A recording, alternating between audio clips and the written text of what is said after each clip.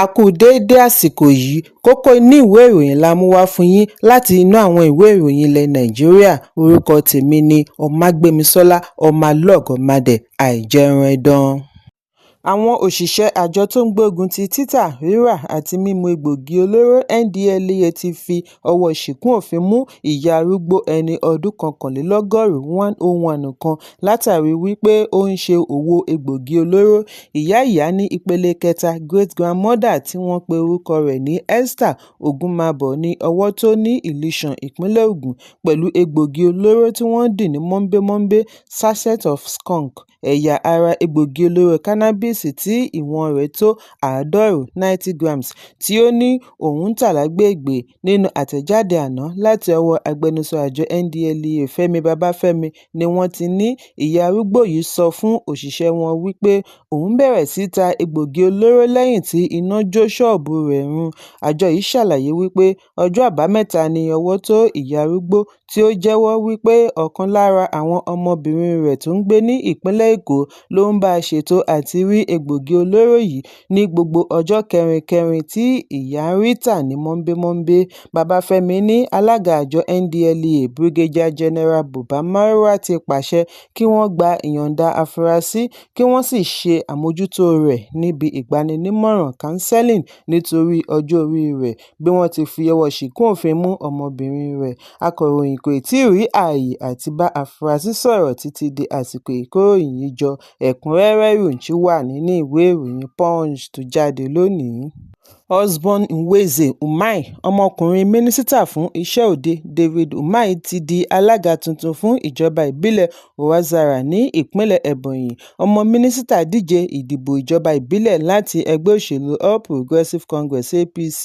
Osborn, ẹni ọdún 28, ṣe àṣeyọrí lẹ́yìn ìpolongo tí ó dá lórí ìkórajọ ìgbèríko, ìdàgbàsókè ọrọ̀ ajé àti àlékún ìṣèjọba ìbílẹ̀.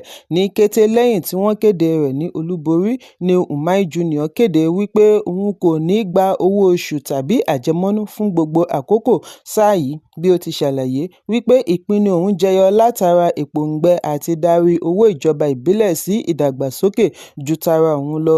Bákan náà ni ó ṣèlérí àti mú lọ́kùnkúndùn ohun amáyédẹrùn, ìrónilágbára àwọn ọ̀dọ́, àǹfààní ọrọ̀ ajé àti àlékún iṣẹ́ káàkiri Uwazara.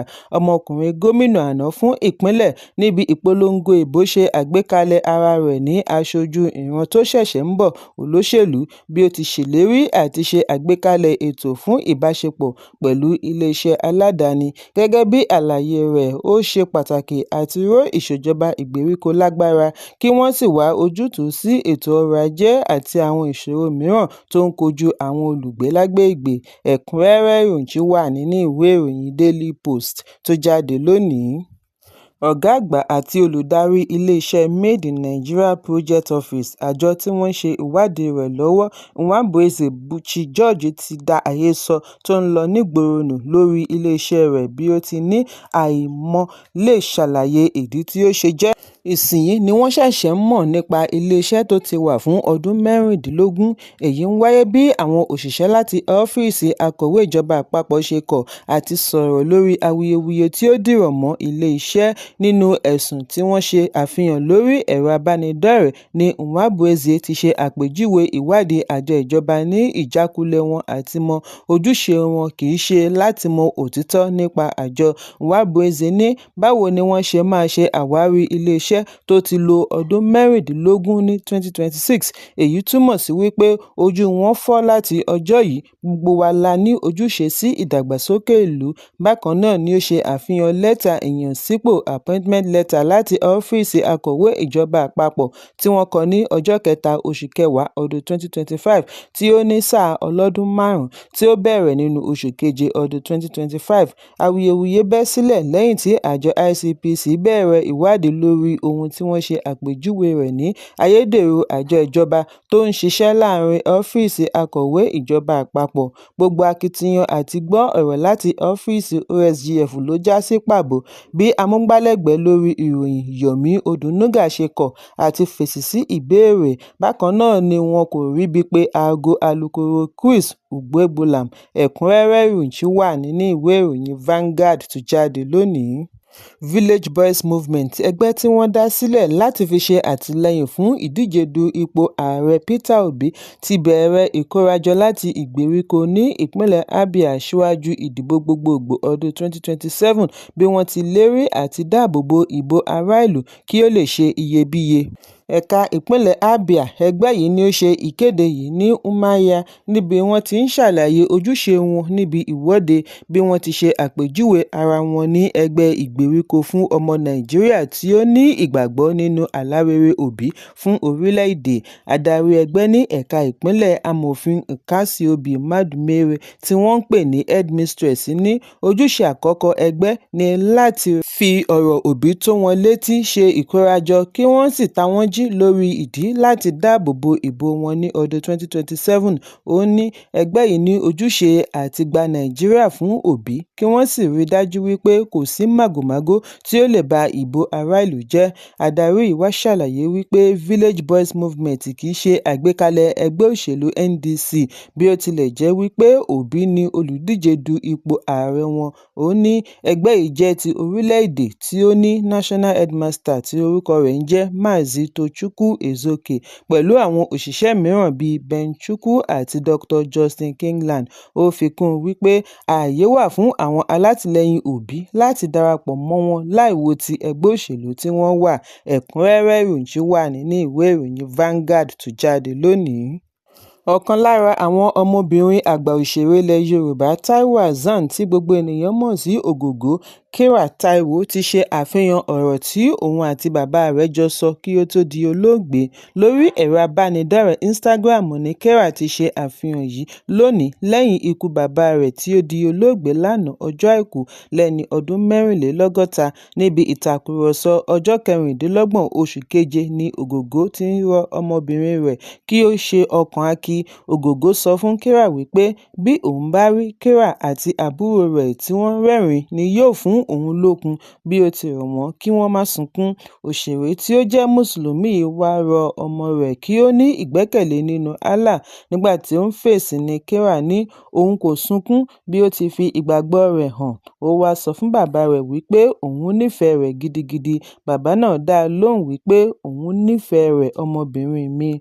Ọ̀rọ̀ wọ̀nyí ti wáyé láti ọ̀sẹ̀ díẹ̀ sẹ́yìn kí mọ̀lẹ́bí Ògògó tó ṣe àfihàn wípé bàbá wọn ń bá àìsàn jẹjẹrẹ ìpele 4 stage 4 cancer fínra bí wọ́n ti ń rawọ́ ẹ̀bẹ̀ fún ìrànlọ́wọ́ ẹni lè tọ́jú bàbá wọn nítorí ilé ìwòsàn tó ń tọ́jú bàbá wọn ti ní àwọn kò lè tẹ̀síwájú lórí chemotherapy mọ́. Ògògó kú láàrin aago 3 ọ̀sán àná gẹ́gẹ́ bí wọ́n ṣe kéde rẹ̀ nínú ètò ìsìnkú tí àgbà òṣèré Jídé Kòsọ́kọ́ ṣe àfihàn. Wọn yóò sin òkú rẹ̀ lónìí sí ìlú abínibí rẹ̀ ní Ìlaró, ìpínlẹ̀ Ògùn gẹ́gẹ́ bí ìlànà Mùsùlùmí. Ẹ̀kúnrẹ́rẹ́ ìròyìn wà nínú ìwé ìròyìn Punch tó jáde lónìí.